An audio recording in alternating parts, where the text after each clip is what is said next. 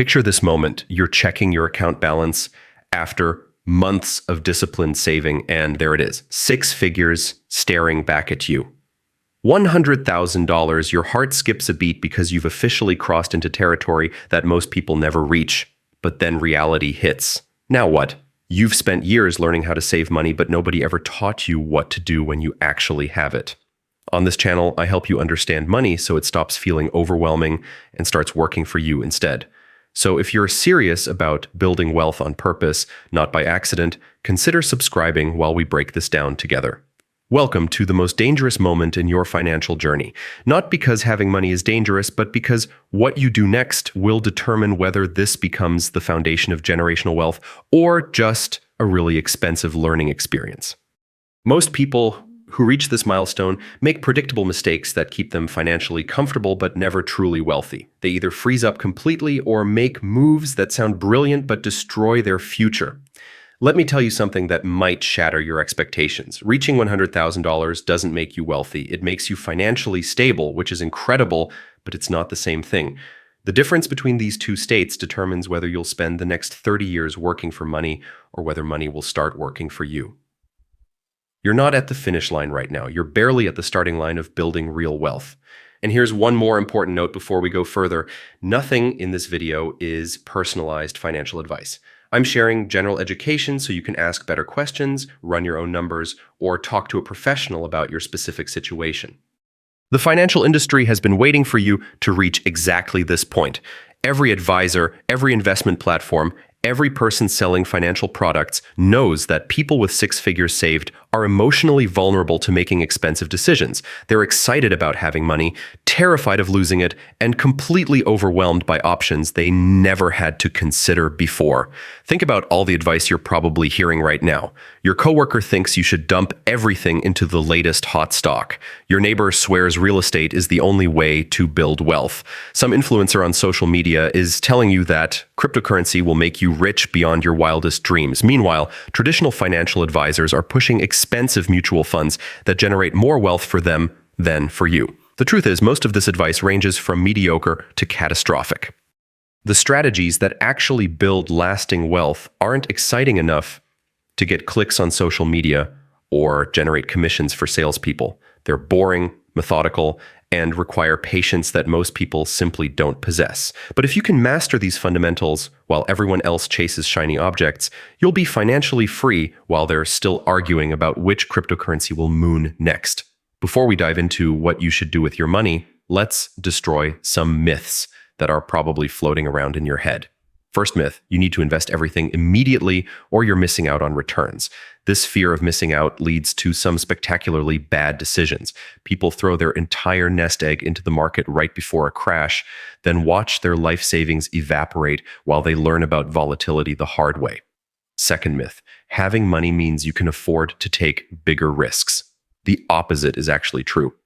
The more money you have, the more important it becomes to protect it. Rich people don't get rich by gambling with their wealth. They get rich by making boring, consistent decisions that compound over decades. Those flashy investment stories you hear about are survivorship bias. For every person who got rich buying a random stock, there are thousands who lost everything doing the same thing. Third myth, you need complex strategies to build wealth. Complexity is the enemy of wealth building. The more complicated your investment strategy, the more opportunities you create for things to go wrong. Simple strategies executed consistently over long periods create more wealth than clever strategies that require perfect timing and execution. So with those out of the way, let's talk about 7 critical moves that actually matter once you hit that 6-figure mark. Move 1, do nothing on purpose. Here's the most counterintuitive advice you'll ever hear. Do absolutely nothing with that money for at least 2 weeks. I know that sounds insane when you have all this cash sitting there, but impatience is the #1 wealth destroyer for people in your position. You've been saving for years, and now you think every day not investing is a day wasted. That emotional urgency leads to terrible decisions. Use these 2 weeks to analyze your complete financial picture. Yes, having 6 figures is amazing, but what does the rest of your situation look like? Are you carrying any debt? Do you have a proper emergency fund separate from this money? What are your actual financial goals beyond just have money in the bank? Are you maximizing your tax-advantaged accounts? These questions matter infinitely more than whatever the stock market did yesterday. During this waiting period, educate yourself about the basics of investing. Not the get-rich-quick schemes or secret strategies, but the fundamentals that have worked for decades. Understand the difference between speculation and investing. Learn about compound interest, dollar cost averaging, and diversification. Read about the psychology of investing and why most people fail to build wealth despite having good intentions. Move 2. Build or fix your emergency fund. Once you've taken that pause, your first real priority is optimizing your foundation. This isn't exciting advice, but it's the difference between building sustainable wealth and staying middle class forever. If you don't have a proper emergency fund, you need to carve out a portion of that 100,000 immediately. Your emergency fund isn't an investment designed to make money. It's insurance against life punching you in the face when you least expect it. How much should you set aside? If you're single with stable income in a secure industry, 3 months of expenses might be enough. If you're married with children, own a home, or work in a volatile field, lean closer to 6 months or more. Some people think their investment accounts can serve as emergency funds because they can always sell if needed. Those people have never lived through a real emergency during a market crash. Here's something that should change how you think about emergency funds. You don't just stuff this money under your mattress or leave it earning nothing in a checking account.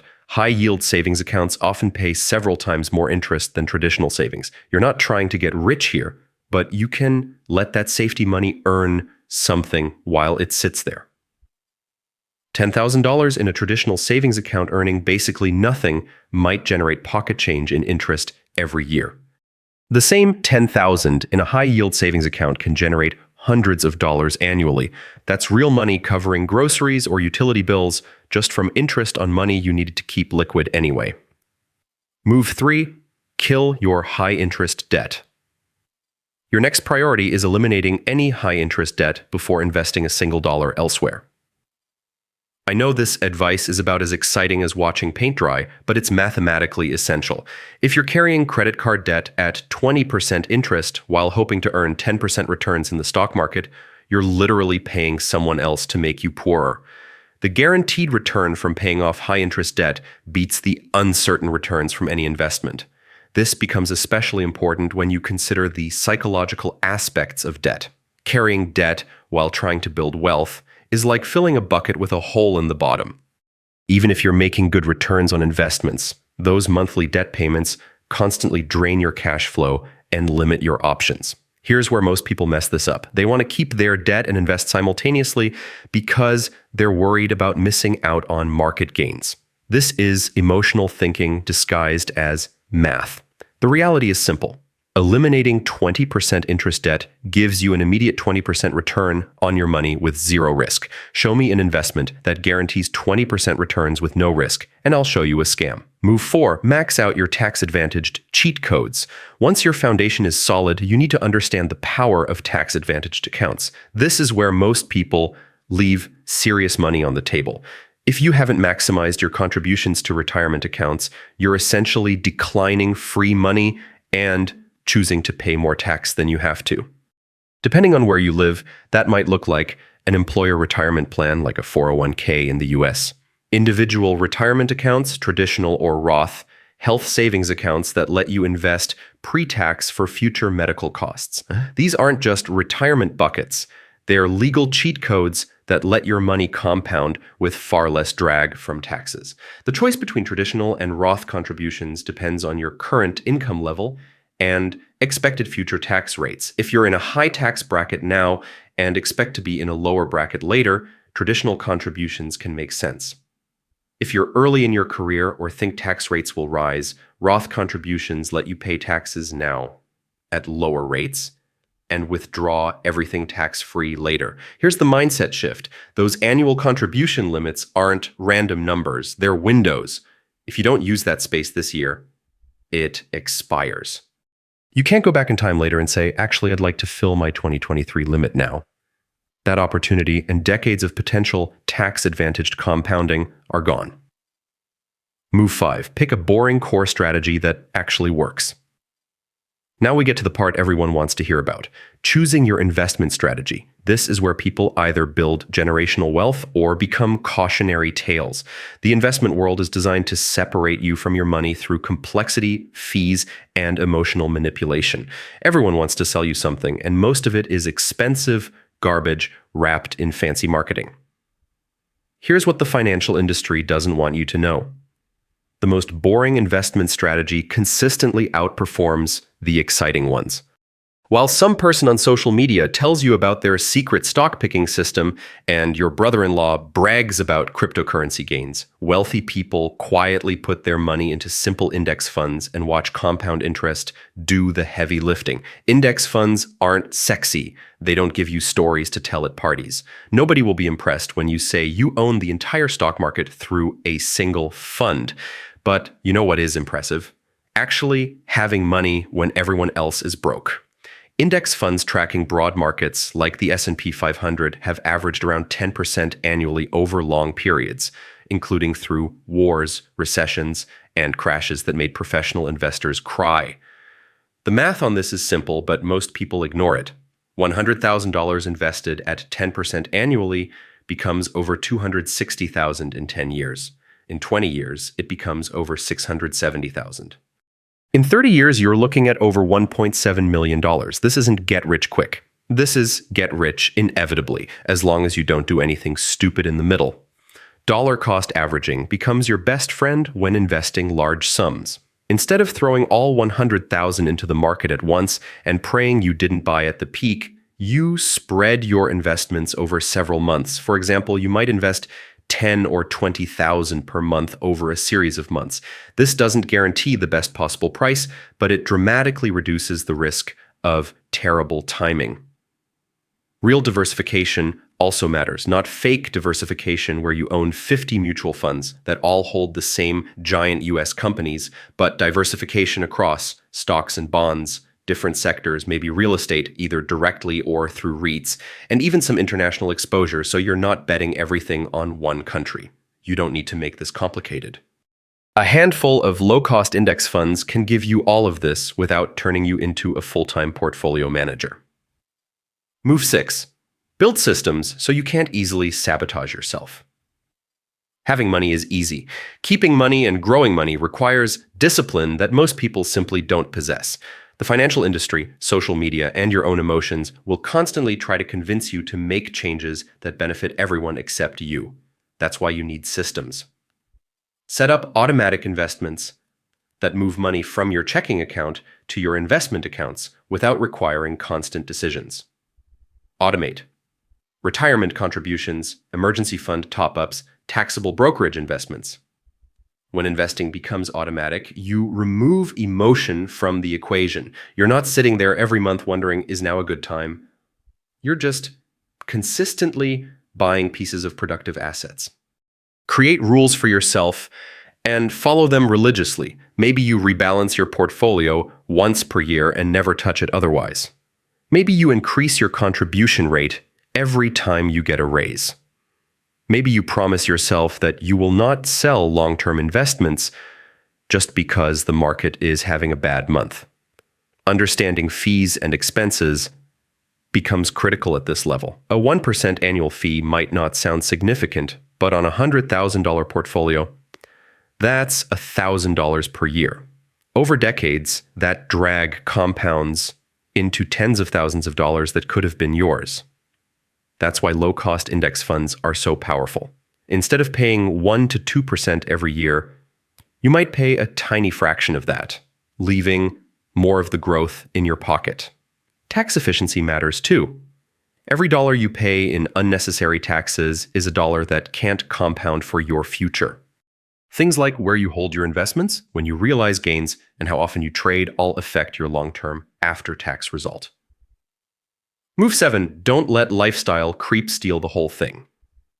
Here's what nobody discusses when talking about six-figure accounts, the psychological shift that happens when you stop living paycheck to paycheck and start building real wealth. Suddenly, you have options you never had before. You can take calculated risks because you have a cushion. You can say no to toxic jobs and bad deals because you're not desperate. You can be patient instead of panicked. But with that freedom comes a huge temptation: lifestyle inflation. The moment you see six figures, everything starts to look affordable. That car you always wanted doesn't seem so crazy. The upgraded apartment feels deserved. Luxury vacations start to feel like therapy, not splurges. This is how people stay stuck in the middle class forever. No matter how much money they make, they hit a new milestone and immediately find ways to spend it all. They confuse having money with being wealthy, and they end up right back where they started, just with nicer stuff. The wealthy understand something most people never figure out. Your lifestyle should be based on your passive income, not your net worth. Just because you have $100,000 doesn't mean you can afford to live like you have $100,000. That money needs to work for you, not get spent on things that make you feel rich for 5 minutes and keep you broke for decades. Here's the reality check. If you took that entire $100,000 and blew it on upgrades, cars, and trips, you'd have nothing left except memories and maybe some monthly payments. If you invest it wisely and let it grow for 30 years, you could have over $1.7 million. That's the difference between thinking like a consumer and thinking like an investor. The compound interest on properly invested money becomes absolutely ridiculous over long periods. That 100,000 earning 10% annually doesn't just grow to 110,000 after 1 year. It grows to 110,000, then 121,000, then 133,000. Each year, you're earning returns not just on your original investment, but on all the previous returns too. There you have it. 7 critical moves that separate people who stay financially stuck from those who actually build wealth. 1. Pause and don't touch the money. 2. Build a real emergency fund. 3. Kill high-interest debt. 4. Max out your tax-advantaged accounts. 5. Choose a simple, boring core strategy that works. 6. Build systems and automation so you don't self-sabotage. 7. Guard your lifestyle and let your investments, not your ego, do the flexing. Follow these steps, resist the urge to do anything flashy, and in a few decades, you'll be financially free while others are still chasing the next hot tip. You've already done the hard part, getting to 100K. From here, it's about not messing it up. If this helped you think more clearly about what to do with your first 6 figures, tap like, subscribe, and tell me in the comments where you are on your journey. Are you working toward your first 10K, 50K, or did you just cross 100K and you're figuring out your next move?